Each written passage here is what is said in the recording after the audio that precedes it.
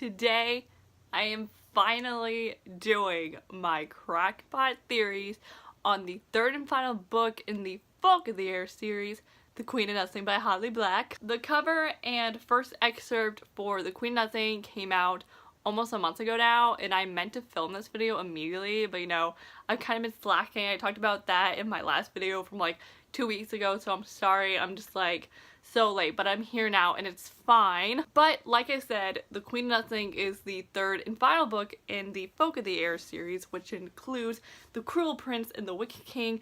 I read both of these back in January and oh my god, I'm actual trash. They're so good. I have reviews on both of these books if you want to learn more about what they are about, but just like go read them because they're so addicting.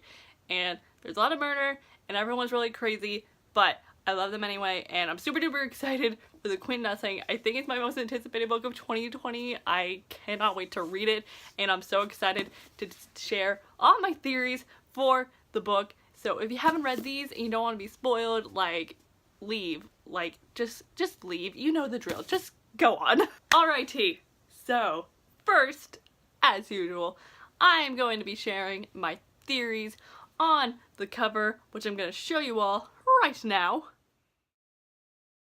I really like the cover, but I don't think it's my favorite. My favorite is the Wicked King cover, because like, look at this. Look at that crown falling into the water. Like, it's so beautiful. But this cover is pretty cool, and we got some different things going on, so I have a lot of things to say about it. First off, this cover is on ice, which is pretty interesting. I don't think I've ever seen a cover with like ice on it, but like this, it looks so just real. Like the same with the water on this one, like it just looks so real and it's beautiful. Then under the ice near like Holly Black's name, there's some type of flower, some plant, and it's like blood red. So I think it's symbolizing blood, cause just the color, and you know, there's gonna be a lot of murder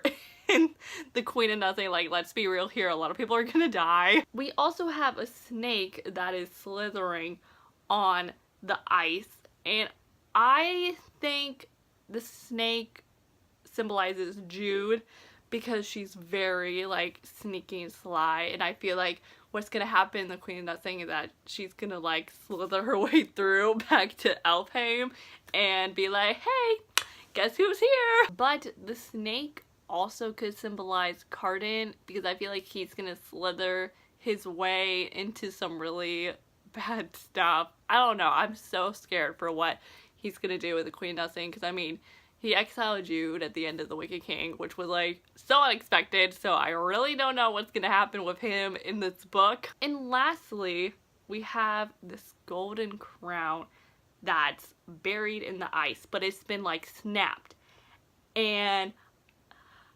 I don't know what it means. The book is called The Queen of Nothing, so maybe this snap crown like ties in with that, because obviously the Queen of Nothing is Jude. Like, she's the Queen of Elfheim now, and so like it has to go to her. If it doesn't, then I don't even know anymore. Or maybe the Queen of Nothing in the snap crown is talking about what's her name, Orla, the Queen of the Undersea. Maybe it's her, because she's a queen, and I know that they're gonna go to war with Elfheim, but that like doesn't really make sense. Like, it makes more sense with Jude because she's now exiled, so it's like she really isn't queen. Like, she's Queen of Nothing because she's not at Elfheim and she's not doing anything. She's just in the mortal world. But at the same time, I don't want her to be, because like I want Jude to be queen and kick butt and take Cardan down, even though I ship them so hard. Let's just move on to the excerpt, because this excerpt is very interesting and it's super short, but that doesn't stop the excerpt from being crazy. Basically, what happens in this excerpt is Jude is still in the mortal world when her twin sister Taryn shows up, and Jude's obviously just like, what are you doing here? Like, they're not on good terms. Taryn's like, I need your help. And Jude is like, no, like, why would I help you?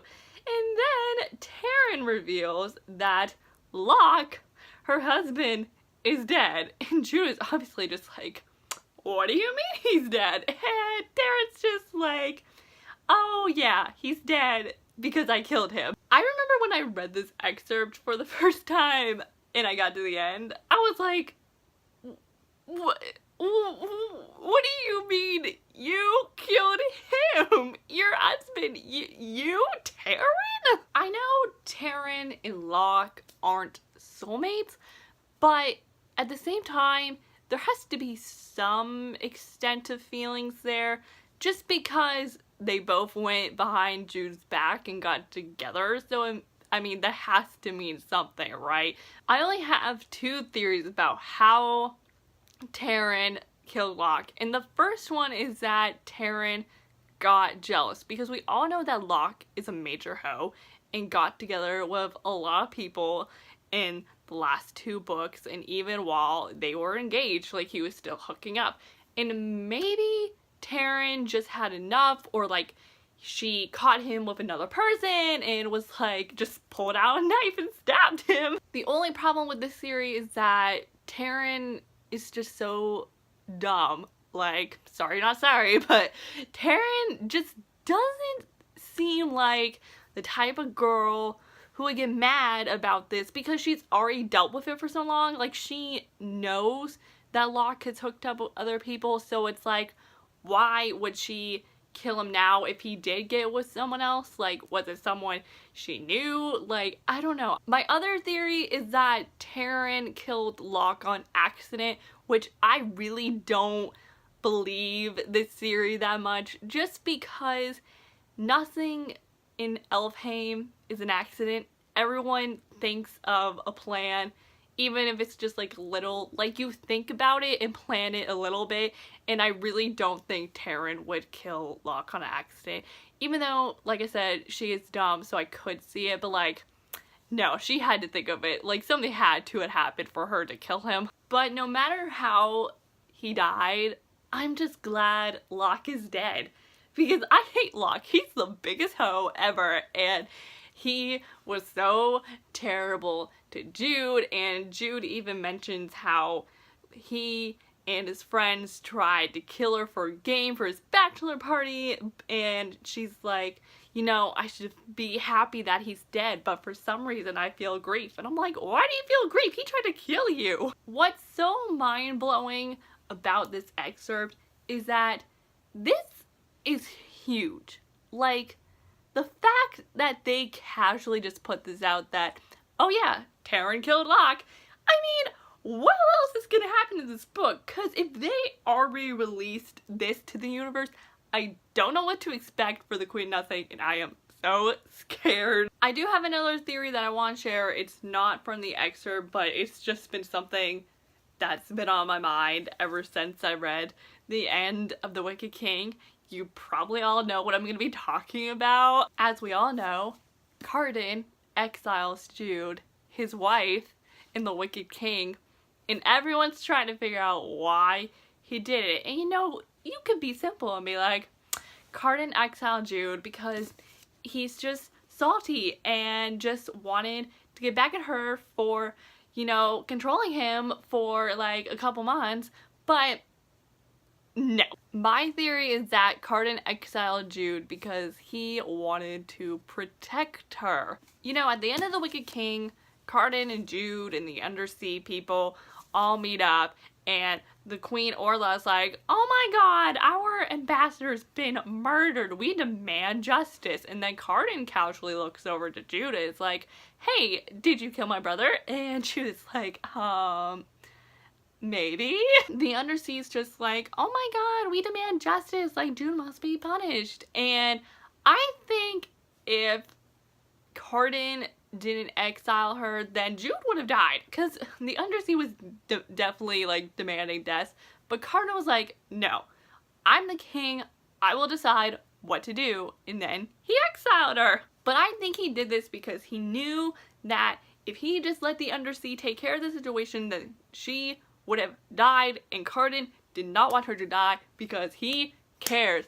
Okay, he cares. He did this out of love. I swear if he didn't, I will lose my mind. I know deep down that Carden cares, and we all know that Jude still loves him because that was revealed in the synopsis for this book.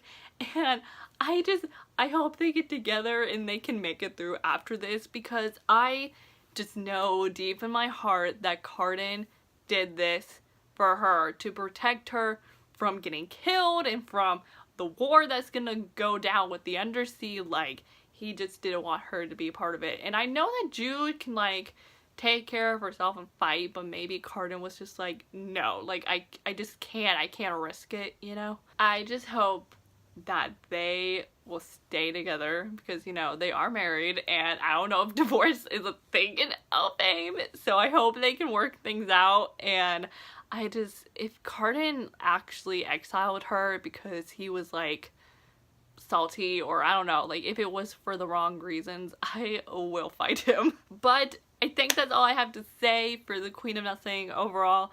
I am so excited for this book, but also terrified, because I love these characters a lot and I really don't want them to die, but I know a lot of bad things are gonna happen. So I hope you all enjoyed this video. Please let me know in the comments down below, what are your theories on the Queen of Nothing? How excited are you for this book? The Queen of Nothing comes out January 7th, 2020, so we still have a long way to go, but it will be here before we know it. Thank you all so much for watching this video, and I am Courtney, and I'll see you all next time with a new video up soon, so I will see you then, so bye!